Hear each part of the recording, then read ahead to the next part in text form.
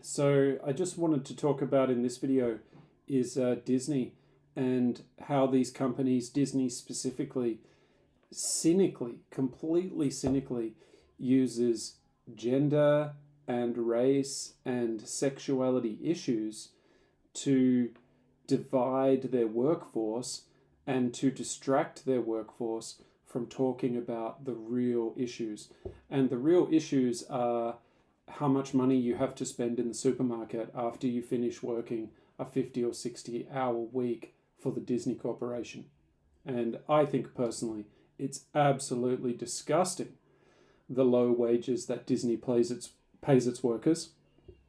And I think it's also highly revolting the way in which they use these issues to stop workers from uniting and having solidarity. I mean, what a perfect strategy.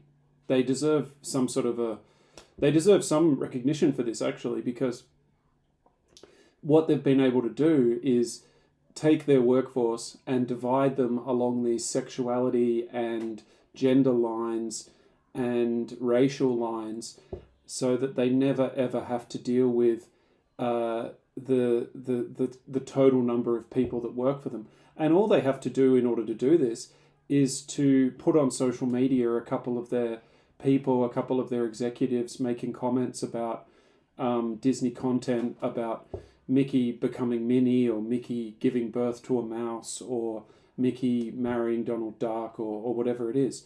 And it's a really cynical ploy. Disney is not the only company that does this. And one of the things I remember about living in America, and this is not to denigrate the American society at large, but I remember when you begin to talk about economic inequality, people immediately change the subject and want to talk about race. And this is something that companies are really adept at doing. It goes all the way back to the strike breaking, where people were divided between where they came from and English speaking ability and all this kind of stuff. But now it's very much focused upon gender, race, all of those divisive issues. And if I had a message for the Disney employees, it would be, don't take the bait. Focus on the bread and butter issues that are important to you as employees of a multinational company. Do not accept the low wages that they offer you. Refuse to work. Unite together. Don't play their games. Don't take their bait. They are playing with you. And what makes me even more furious is that the entire culture wars, the culture wars themselves, have been amplified and hijacked by all of these major corporations with the express purpose of distracting people and dividing people. And it's really upsetting. It's really sad that in this time, I guess before COVID, especially this time of general prosperity, we've had this method to divide and distract people from the real issues like health insurance and issues like a living wage. And I also want to say this, I will start to have a concern about trans women's rights when every single woman in the world can afford to use tampons when she's having a period. That's when I will start to have a lot of concern for other individuals, such as men who aspire to be women.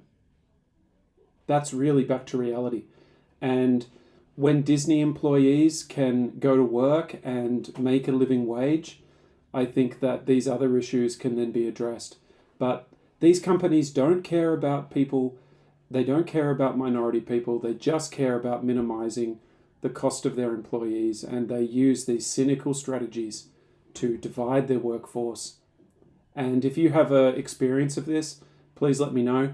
It costs them almost nothing to make these comments, but they get a huge profit from it. They get a huge windfall from it because they get everybody fighting amongst themselves and not talking about what's really important. That's Bike Basket's view of this.